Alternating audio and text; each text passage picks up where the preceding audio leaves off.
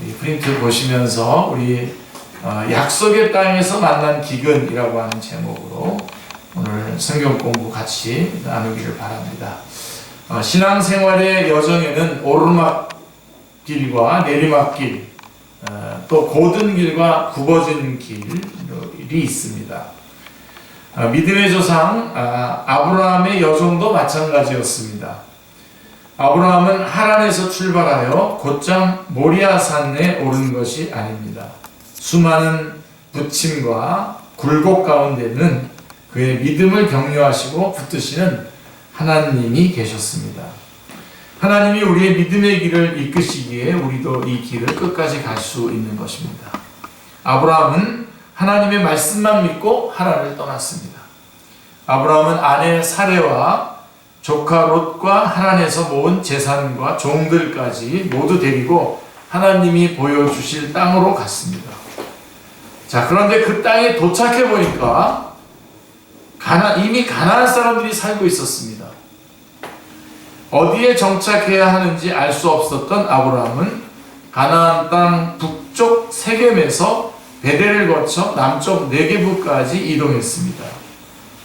그때 하나님은 내가 이 땅을 내 자손에게 주리라 라고 확인해 주셨습니다. 가나안 땅을 북에서 남으로 관통해 지나면서 아브라함은 여호와께 제단을 쌓고 예배를 드렸습니다. 손에 잡히는 것은 아직 하나도 없었지만 약속의 말씀을 믿고 감사의 예배를 드렸습니다. 그런데 그때에 가나안 땅에 큰 가뭄이 들었습니다. 그게 10절 말씀입니다. 그 땅에 기근이 들었으므로 이렇게 말씀하고 있습니다. 초목이 말라서 죽고 샘들이 마르기 시작했습니다. 가축들은 목마름에 울부짖었습니다. 하나님이 가라고 한 땅에 왔는데 엄청난 기근이 아브라함 일행을 기다리고 있었습니다. 자, 이제 여기서부터 우리가 문제를 체킹을 한번 해보시기 바랍니다. 아브라함은 하나님의 말씀에 순종해서 왔는데 기근이라고 하는 재앙을 만났습니다. 자, 하나님의 말씀을 순종했는데 재앙을 만났습니다. 자, 신앙인들의 일반적인 생각은 하나님께 불순종하면 기근을 만난다는 것 아닙니까? 그렇죠? 하나님께 불순종하면 기근을 만나는 건데, 자, 이런 생각은 성경적인 근거가 있습니다. 예. 하나님의 말씀에 불순종한 아담은 에덴 동산에서 쫓겨났고, 하나님께 불순종한 노아 시대의 사람들은 홍수 심판을 받았죠. 그리고 하나님께 불순종한 노아의 후손들은 언어의 바벨인 혼잡을 경험했습니다. 유명한 성경 인물 중에 하나인 요나는 하나님의 말씀에 불순종하여 하나님께서 가라는 반대 방향으로 가다가 풍랑을 만났습니다. 자, 그래서 우리는 자신이든 다른 사람이든 기근이나 풍랑, 질병, 실패, 사고 등 그런 기근이나 풍랑을 만나는 것을 보면 말씀에 순종해서 그런 거야, 되게 해야 돼 라고 이렇게 말은 안 하지만 속으로는 그렇게 생각을 하죠. 오늘 그거를 깨셔야 됩니다. 자, 그런데 오늘 본문 말씀을 보면은 우리는 이것들과는 정반대의 경우가 있음을 발견하게 됩니다. 자, 하나님께 순종해도 기근을 만난다. 요거를 여러분들이 오늘 붙잡으셔야 됩니다. 순종을 했는데도 기근을 만난다. 아브라함은 하나님의 말씀에 순종했습니다. 그로서는 대단한 결단을 하고 본토 친척 아비집을 떠나서 가나안 땅으로 왔습니다. 완전한 순종입니다. 그런데 그가 심각한 기근을 만났습니다. 우리가 만약 하나님의 말씀에 불순종해서 기근을 만났다면 거기에는 어떤 하나님의 뜻이 있을까요? 자, 오늘 요거 딱 붙잡으셔야 됩니다. 자, 우리가 하나님의 말씀에 불순종해서 기근을 만났다면 거기에는 하나님의 뜻이 있는 거죠. 거기에는 하나님의 뜻이 있습니다. 뭐죠? 회개하고 순종을 배우라는 하나님의 뜻이 있을 것입니다. 그러니까 내가 불순종해서 기근을 만났을 때에는, 잘 체킹해 두세요. 불순종을 해서 기근을 만났을 때에는 순종을 배우라는 하나님의 뜻이 있을 것이라는 거죠. 자, 그렇다면 또 하나 점검하세요. 순종을 했는데도 기근을 만나면 거기에는 어떤 하나님의 뜻이 있을까요? 불순종했는데 하나님의 기근을 만났다고 한다면 그것은 순종을 배우라고 하는 하나님의 말씀일 텐데, 반대로 순종을 했는데도 기근을 만났을 때는 거기에는 하나님의 어떤 뜻이 담겨져 있는 것일까요? 자, 결론부터 말씀을 드린다면 하나님이 하시는 어떤 일을 체험할 기회를 주시겠다라고 하는 뜻이 있습니다. 하나님의 행하시는 어떤 일을 내가 체험하게 될 것이다 라고 하는 뜻이 있는 것입니다. 그러니까 여러분, 순종했을 때 기근을 만나는 게 더 흥미진진하죠. 하나님께서 행하신 일을 내가 경험할 거기 때문에 그렇습니다. 불순종했는데 기근을 만났을 때는 순종을 배우면 됩니다. 그러나 순종을 했는데도 기근을 만났을 때는 이제 내가 하나님의 영광을 보겠구나, 하나님의 영광을 볼 수 있는 기회를 주시겠다라고 하는 뜻이 되는 것입니다. 순종했는데도 기근을 만난 아브라함은 하나님이 하시는 일을 체험할 기회를 주시는구나, 하나님의 영광을 볼 수 있겠구나, 하나님이 우리를 이곳까지 오게 하셨는데 여기서 죽게 하시겠어? 라고 생각하며 태연자약하게 기근의 고통을 감수해야 한다는 것이 우리의 이론적인 생각입니다. 이론은 그래요. 아브라함이 이제 하나님께서 하시는 큰 일을 맛보겠구만. 그게 우리의 이론적인 생각이죠.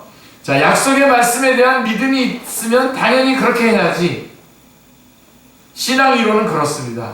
자, 그러나 막상 엄청난 기근을 당하자 아브라함이 붙들었던 약속의 말씀은 바람처럼 사라져 버렸습니다. 아브라함의 눈에는 초목이 타들어가고 샘들이 마르고 짐승들이 울부짖는 현실만이 보였습니다. 내가 이 땅을 내 자손에게 주리라 라고 했던 12장 7절 12장 7절의 말씀은, 하나님의 말씀은 기근이라는 현실 앞에서는 너무나 비현실적으로 여겨졌습니다. 그래서 가나안 땅에 들어올 때까지는 하나님의 인도를 따르던 아브라함이 기근 앞에서는 스스로 자기의 살 길을 찾기에 바빴습니다. 지금까지는 하나님의 말씀을 잘 쫓아왔던 아브라함이 하나님이 말씀하시지 않으셨는데도 애굽으로 내려가 살고자 했습니다. 그게 12장 10절의 말씀입니다. 그 땅에 기근이 들었으므로 아브라함이 애굽에서 거류하려고 그리로 내려갔으니 이는 그 땅에 기근이 심하였습니다. 이렇게 말씀하고 있습니다. 단순히 기근만 피하려고 잠시 내려가려고 한 것이 아니고 애굽에서 정착하여 살겠다는 마음을 먹고 내려갔습니다. 가나안 땅의 혹독한 현실을 마주하면서 여기는 살 땅이 못 되는구나, 애굽으로 이민을 떠나야지, 이렇게 마음을 먹은 것 같습니다. 이게 믿음의 조상으로 불리는 아브라함의 모습입니다. 여러분, 초라하죠? 우리는 이런 아브라함의 모습을 보면서 그를 비난하는 마음보다는 동료의식을 느낍니다. 왜냐하면 아브라함의 이런 모습은 그의 믿음의 자취를 따르는 모든 사람들의 모습이기 때문입니다. 신앙생활의 여정에 들어선 사람치고 애굽에 한 번쯤 갔다 오지 않은 사람이 없기 때문입니다. 혹시 나는 애굽에 간 적 없어, 그러신 분 계십니까? 수십 번 왔다 갔다 하죠. 그죠? 많은 분들이 하나님의 말씀을 품고 말씀을 받고 풍요를 기대하면서 신앙생활을 출발합니다. 처음에는 감사가 충만하여 열심히 예배에도 나오죠. 그러나 어느 순간 기근이 닥칩니다. 어느 순간 턱하고 기근이 닥칩니다. 학교에서 형편없는 성적표를 받게 됩니다. 또 중요한 시험에서 떨어지기도 하고 사랑하는 가족이 질병에 걸리기도 하고 사고가 일어나기도 하고 계획했던 일이 좌절되는 경험을 합니다. 그 순간 하나님을 믿었는데 이게 뭐지? 당혹감이 밀려듭니다. 말씀과 은혜는 저 멀리 가버리고 눈앞의 현실은 우주보다 크게 여겨집니다. 이때에 말씀에 순종하는 자에게 오는 기근은 하나님을 체험할 수 있는 좋은 기회야. 믿음의 길에서 당하는 어려움은 복받을 전조야 라면서 꿋꿋하게 버티면 좋겠지만 우리는 아브라함처럼 약해져 버리죠. 하나님 믿어도 별 수 없구나. 현실은 역시 현실이야. 이제는 내 방식대로 살아야겠어. 예수님은 믿었지만 옛날에 내가 어려움을 대처했던 방식들을 다시 동원해서 그 방식대로 또다시 살아가게 되죠. 그래서 스스로 살 길을 모색하게 됩니다. 언제 하나님을 믿었느냐는 듯이 애굽으로 내려가서 살고자 합니다. 이게 아브라함의 모습이고 우리의 모습입니다. 그래서 우리는 기근 앞에서 약해지는 아브라함을 비난할 수 없습니다. 문제 앞에서 약해지는 나와 다른 사람들을 비난할 수 없습니다. 그것이 우리의 솔직한 모습이기 때문입니다. 자, 그러면 믿음도 약해지고 마음도 약해져서 애굽으로 내려간 아브라함은 어떻게 될까요? 자, 이집트죠, 애굽이죠. 애굽에서 잘 먹고 잘 살게 될까요? 자, 애굽에 거의 다 와가는데요. 이상하게 자꾸 사례의 얼굴이 아브라함의 눈에 들어오기 시작합니다. 남편인 자기가 봐도 사례가 눈에 띄게 아름다워요. 아주 대단한 미인이었던 것 같아요. 나이가 굉장히 들었는데. 그러니 애국 남자들이 보면 어떨 것인가, 사례를 뺏고 자기를 죽이지 않을까 하는 염려가 생겼습니다. 그동안에는 단 한 번도 아내가 예뻐서 고민한 적이 없었는데 이제는 예쁜 아내가 큰 고민, 근심거리가 되었습니다. 그래서 아내에게 아브라함이 말합니다. 13절 같이요. 그대는 나의 누이라 하라. 그러면 내가 그대로 말미암아 안전하고 내 목숨이 그대로 말미암아 보존되리라. 아브라함은 아내 덕에 자신의 목숨을 보존하고자 합니다. 자, 아내 덕을 보려고 그래요. 아내 덕을 봐서 내 목숨을 살리려고 합니다. 아내 덕에 자신의 안전을 챙기고자 합니다. 너무나 쪼잔한 모습입니다. 만약 아브라함이 믿음이 있었다면, 이때도 아브라함이 믿음이 있었다면 내가 하나님으로 인하여 안전하고 내 목숨이 하나님 덕분에 보존될 것이다. 걱정할 것 없다. 하나님이 지켜주실 거야. 라고 아내에게 자신있게 말했을 것입니다. 믿음이 있었다면. 물론 더 큰 믿음이 있었다면 애굽으로 내려가려고도 하지 않았겠죠. 아예 맨 처음부터. 그런데 믿음이 약해지니까 여보 당신 덕 좀 봅시다 라고 말합니다. 여기입니다, 여러분. 우리가 하나님을 믿기 때문에 담대하게 신앙의 길, 인생의 길을 걸어 나가야 되는데 어느 순간 여보 당신 덕 좀 내가 봐야 되겠어. 자, 그런데 아브라함이 사례의 덕을 보면 사례는 어떻게 되는 겁니까? 사례는 참나. 이게 뭐가 안 맞아 떨어져도 한참 안 맞아 떨어지지 않습니까?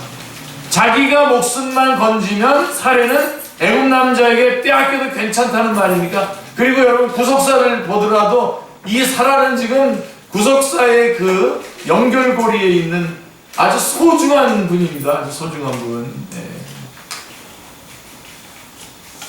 여러분 이처럼 비겁한 말이 어디 있습니까? 네.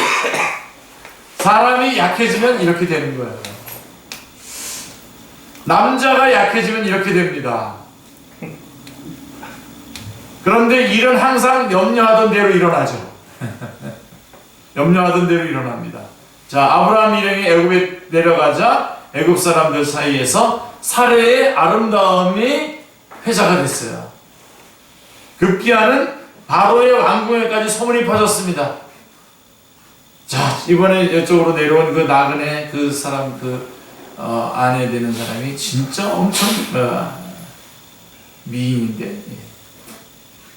그래서 사례는 바로의 궁전에 불려갔고 아브라함은 사례 오빠의 자격으로 양떼, 소떼, 암나귀, 순나귀, 남종과 여종, 낙타까지 결혼 예물로 받았습니다. 자기 아내를 주고 이 모든 일들이 막 숨쉴 틈 없이 막 일어났어요. 이 과정에서 아브라함은 아무런 손도 쓸 수 없었습니다. 아내를 빼앗긴 대가로 많은 예물을 받은 아브라함의 심정이 어떻겠습니까? 이 많은 예물들을 받으면서 무슨 심정이었겠습니까? 예. 정말 마음이 참담했을 거라고 생각됩니다. 아, 잘됐다 또 뭐 또 그러면 예. 자, 그 누구보다도 왕궁으로 불려가서 졸지에 바로의 아내가 될 처지에 있는 사례의 심정은 어땠을까요? 사례. 남편은 남편대로 그렇다고 하면 사례는 무슨 마음이겠습니까? 뭐 조금 전에 말한 것처럼 아브라함이 잘됐다 그런다고 할지라도 이 사례의 마음은 정말 정말 깍깍했을 겁니다. 우리 자매님들에게 한번 물어봅시다. 자, 이런 남자하고 이런 남편하고 다시 살겠습니까? 예? 100이면 100 안 선다고 할 것입니다. 그런데 성경에는 이 일에 대해서 사례가 아브라함에게 불평했다거나 원망했다거나 욕을 했다거나 하는 언급이 없습니다. 예. 대단하죠? 분명 아브라함이 잘못했고 남편으로서는 씻을 수 없는 허물을 보였는데 사례는 이것 때문에 아브라함과 싸우거나 아브라함을 괴롭히거나 한 일이 없습니다. 어서와 권희. 성경은 이런 사례를 남편에게 순종한 여인의 샘플로 제시하고 있습니다. 예. 아내가 순종해야 되는데 어느 정도까지 순종해야 되냐, 바로 이렇게 사례와 같이 순종해야 된다라고 성경은 말하고 있습니다. 베드로전서 3장 6절 말씀 같이 한번 읽겠습니다. 사라가 아브라함을 주라 칭하여 순종한 것 같이 너희는 선을 행하고 아무 두려운 일에도 놀라지 아니하면 그의 딸이 될 것입니다. 예. 아마도 사례는 아브라함의 처지를 깊이 이해하고 약함을 감당해 주었던 것 같습니다. 이 정도면 참 대단한 여자죠. 그리고 남편이 보인 허물을 용서하고 덮어주었습니다. 다시는 들춰내서 언급하지 않았습니다. 아무도 손을 쓸 수 없는 상황에서 하나님께서 손을 쓰셨습니다. 자, 그러니까 아브라함도 쪼잔하지만 그렇게 일을 저질렀고 막아내지 못했고, 사라도 남편을 이해하면서 그냥 당했고, 그래서 지금 이 문제가 이제 일이 커지게 됐어요. 아무도 막을 수 없게 됐어요. 그래서 이게 일이 진행이 돼버리면 구속사의 맥도 끊어질 뿐만 아니라 정말 치명적인 일들이 진행될 뻔했는데 누가 나타나십니까? 하나님께서. 여호와께서 살해의 일 때문에 바로와 바로의 집에 사는 모든 사람에게 큰 재앙을 내리셨습니다. 큰 재앙을 내리셨습니다.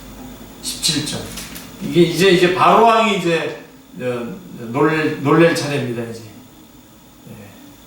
바로 왕은 당시에 그 룰대로 한다면 아무런 잘못이 없거든요. 지금 아마도 심각한 피부병을 일으킨 것 같습니다. 그러자 바로가 진실을 알게 되었습니다. 바로는 아브라함을 불러서 책망을 합니다. 18절 19절인데 우리 같이 한번 다시 보겠습니다. 바로가 아브라함을 불러서 이르되 내가 어찌하여 나에게 이렇게 행하였느냐? 내가 어찌하여 그를 내 아내라고 내게 말하지 아니하였느냐? 내가 어찌 그를 누이라 하여 내가 그를 데려다가 아내를 삼게 하였느냐? 내 아내가 여기 있으니 이제 데려가라 하고. 아브라함은 입이 10개라도 할 말이 없었습니다. 하나님을 믿지 않는 바로에게 하나님을 믿는 아브라함이 책망을 받습니다. 이거는 정말 견딜 수 없는 겁니다. 하나님을 믿는 사람이 믿지 않는 사람에게 어떤 신앙적인 뭔가를 충고를 받고 있지 않습니까? 어찌하여, 3번이나 나와요. 18절 19절은 어찌하여 나에게 이렇게 하였느냐? 어찌하여 그를 내 아내라고 말하지 않았느냐? 어찌 그를 누이라고 하여서 이렇게 하면서 어찌하여 이해할 수 없는 행동, 상식적으로 용납될 수 없는 행동을 해서 자신에게 피해를 끼쳤다고 책망을 했습니다. 아브라함은 바로에게 호되게 혼났지만 그 대가로 아내를 찾았습니다. 무엇보다도 하나님의 일하심을 경험했습니다. 하나님의 기적을 체험했습니다. 하나님은 아브라함의 믿음 없는 행동을 통해서도 자기 영광을 드러내셨습니다. 하나님은 그런 분이시죠. 하나님 하신 약속, 너를 저주하는 자에게는 내가 저주하리니 라고 했던 12장 3절의 말씀을 지키셨습니다. 자, 결과적으로 보면 아브라함이 만난 기근은 하나님의 기적을 경험하게 하는 전조였습니다. 우리가 하나님의 말씀에 불순종해서 어려움을 만났다면 즉각 회개하고 순종해야 합니다. 아멘입니다. 우리가 하나님의 말씀에 불순종해서 어려움을 만났다면 우리는 즉각 회개하고 순종해야 됩니다. 그러나 말씀에 순종하고자 하는데도 어려움을 만난다면 하나님의 특별한 일하심을 기대해도 좋을 것입니다. 우리는 문제 앞에서 믿음이 약해지고 잘못된 선택을 할지 모르지만 하나님은 그 모든 일이 합력하여 선을 이루게 하십니다. 이 하나님이 우리를 인도하고 계시기에 우리는 두려움 없이 하나님을 신뢰하며 신앙생활을 할 수 있습니다. 우리의 부족함과 연약함에도 불구하고 우리가 하나님을 믿고 따를 수 있습니다. 우리에게는 아브라함에게 주셨던 하나님의 약속이 있습니다. 창세기 12장 2절 3절 말씀 제가 읽어드리겠습니다. 너는 복이 될지라 너를 축복하는 자에게는 내가 복을 내리고 너를 저주하는 자에게는 내가 저주하리니 땅의 모든 족속이 너로 말미암아 복을 얻을 것이라. 그러니까 여러분들 또 어떤 분은 일부러 나를 못살게 굴게 만들고 그래서 너 하나님 앞에 저주받을 거야. 그래서 하나님 앞에 저주받게 만들고 그런 건 아니죠. 그죠? 그런 건 아닌데 우리가 제대로 했는데도 우리를 핍박하고 힘들게 한 사람들에 대해서는 하나님께서 그 약속대로 창세기 12장 2절 3절 말씀의 약속대로 그대로 이루어 주십니다. 보응을 해 주십니다. 하나님의 약속의 말씀이 우리에게 있기에 우리는 더욱더 믿음으로 살아야 합니다. 아멘. 우리가 믿음으로 살지 않으면 바로에게 아브라함이 책망을 받는 것처럼 믿지 않는 사람들로부터 우리가 책망을 받게 됩니다. 교회가 믿음으로 행하지 않으면 세상 사람들로부터 어찌하여 교회가 그런가 라며 책망을 받습니다. 우리가 가정에서 믿음으로 살지 않으면 믿지 않는 형제들이 어찌하여 교회 다니는 사람이 그러냐며 우리를 책망합니다. 디모데전서에 보면 믿는 사람은 자기 친척, 특히 가족부터 잘 돌봐야 한다고 했습니다. 디모데전서 5장까지. 그렇게 하지 않는 사람은 믿음을 저버린 사람이며 하나님을 믿지 않는 사람보다 더 나쁜 사람이라고 했습니다. 또한 교회의 지도자가 될 사람은 남의 손가락질을 받아서는 안 된다고 했습니다. 믿는 사람들은 믿지 않는 사람들에게도 칭찬을 받는 사람이 되어야 됩니다. 하나님의 일을 안 하면서 사람들에게 좋게 해가지고 칭찬받는 그런 칭찬 말이에요. 내가 하나님 앞에 정당하게 하고 또 사람들 앞에도 정당하게 행함으로써 칭찬을 받아야죠. 로마서 14장 18절 한번 찾아보겠습니다. 로마서 14장 18절 말씀. 굉장히 저는 이 말씀이 참 어렵더라고요. 로마서를 강의할 때 참 어렵습니다만은 그래도 이 말씀 우리가 받아들입니다. 로마서 14장 18절 말씀 보세요. 같이요. 이로써 그리스도를 섬기는 자는 하나님을 기쁘시게 하며 사람에게도 칭찬을 받습니다. 어떤 경우에는 우리가 하나님께 영광 돌리고 예배 드리는 것 때문에 사람들이 우리를 미워하고 핍박할 수도 있어요. 그러나 지금 그런 의미가 아니라 이것은 우리가 사람들에게도 마땅한 도리를 다 행해주기 때문에 그것이 하나님을 기쁘시게 해드리는 것일 뿐만 아니라 사람들에게도 칭찬을 받는 겁니다. 자, 그런데 우리도 연약해지면 얼마든지 아브라함처럼 될 수 있습니다. 한두 번은 애굽으로 내려갈 수 있습니다.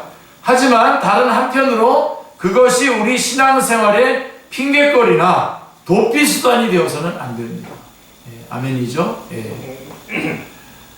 나는 연약해서 어쩔 수 없이 죄인이라서 사람이 다 그렇지 뭐 믿는 사람이라고 별 수 있어 라고 이렇게 합리화하면서 힘들 때마다 맨날 애굽으로 내려가겠다고 하면 되겠습니까? 우리는 될 수 있으면 믿음으로 살아서 사람들에게도 책망받지 않는 사람이 되어야 합니다. 하나님을 믿고 좀 더 섬기고 하나님을 믿고 좀 더 양보하고 하나님을 믿고 좀 더 손해보고 하나님을 믿고 좀 더 너그러워져서 좋은 신앙에 영향력을 끼쳐야 합니다. 우리를 통해 하나님의 복이 다른 사람에게로 흘러갈 수 있도록 해야 합니다. 어찌하여 하나님을 믿는 사람이 저토록 이기적인가? 어찌하여 하나님을 믿는 사람이 저렇게 자기밖에 모르나? 어찌하여 하나님을 믿는 사람이 조금도 손해를 안 보려고 하는 거야. 이런 경우는 목회자도 이런 사람은 목회하기도 참 어렵습니다. 어쩌면 저렇게 자기의 이익에 똘똘 뭉쳐서 자기만 생각할까? 우리는 하나님을 예배하고 하나님께 영광 돌리고 하나님께 모든 감사와 찬양을 올려드리면서 살아가야 될 피조물 그리고 그리스도인인데 어쩌면 자기 일이 생기면 저렇게 하나님 앞에 나가는 일과 이런 것들을 다 행개치고 자기 일에 딱 몰두하고 자기 것만 챙길까? 그럴 때가 참 어렵습니다. 이런 말을 듣지 않는 우리 모두가 되기를 주님의 이름으로 축원합니다. 이런 말 듣지 않는 하나님이 우리의 허물과 실수를 감당해 주시기에 우리는 더욱 힘써 믿음으로 살기를 원합니다. 자, 그래서 오늘 말씀 속에서 우리가 열심히 우리가 불순종했는데 하나님이 우리에게 심판을 하시면 우리는 바로 순종을 배워야 됩니다. 그런데 우리가 순종을 했는데도 기근이 일어나면 어떻게 해야 됩니까? 하나님의 영광을 볼 것을 기대하셔야 됩니다. 하나님이 하시는 일을 볼 것이다 라고 기대해야지 순종을 거두시면 안 됩니다. 순종을 할 때에 하나님께서 우리에게 더 큰 일을 보여주시게 될 것입니다. 분명 가나안 땅은 하나님께서 아브라함에게 약속한 땅인데 기근이 일어났습니다. 그럴 때 우리가 거기서 하나님의 역사를 기대해야 되는데 이제 뭐 애굽으로 뿌르러 내려갔지 않습니까?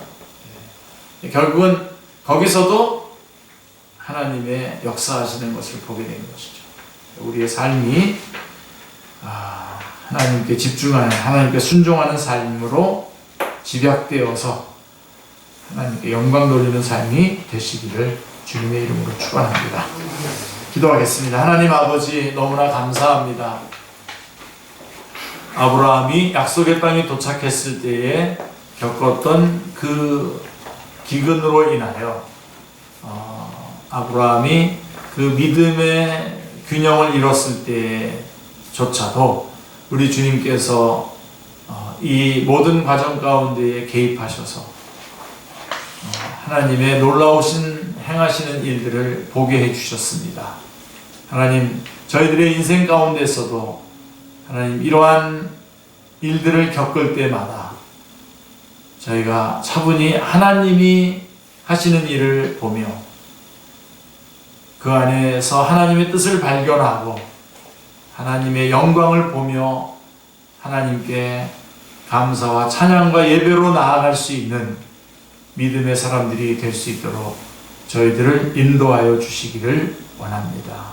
하나님, 저희가 열심히 순종하게 해주시고 또 그 순종의 그 아름다운 열매들을 직접 경험하며 하나님이 행하시는 일을 볼 수 있는 저희들이 다 되게 하여 주옵소서. 삶의 현장으로 나갑니다.